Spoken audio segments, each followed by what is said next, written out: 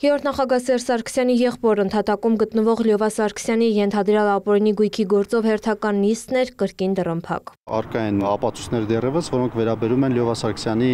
անձնական կյանքին վերաբերող տեղեկություններին, դրանով պայմանավորված դատական նիստերը դռնփակ են անցկացվում,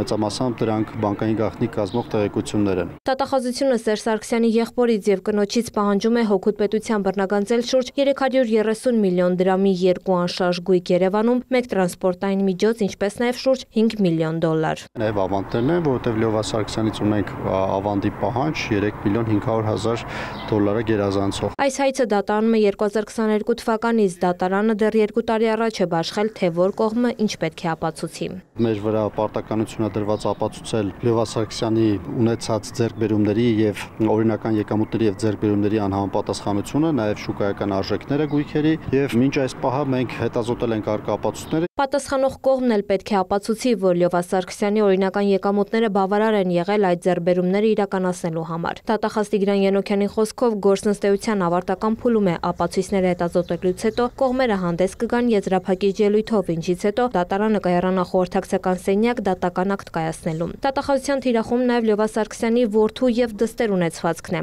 Նարեկ Սարգսյանից պահանջվում է հօգուտ պետության բռնագանձել 8 անշարժ, 1 շարժական գույք, որոնց միջին շուկայական արժեքը կազմում է շուրջ 600 միլիոն դրամ, ինչպես նաև շուրջ 2 միլիարդ դրամ, իսկ Անի Սարգսյանից մոտ 373 միլիոն դրամ ու մեկ ընկերության մասնաբաժին, որի շուկայական արժեքը 343 միլիոն դրամ է։ Լյովա Սարգսյանը հետախուզվում է 2018 թվականից մեղադրվում Հյուսիս-Հարավի շինարարության գործընթացում թույլ տրված ենթադրյալ չարաշահումների ապօրինի հարստացման համար։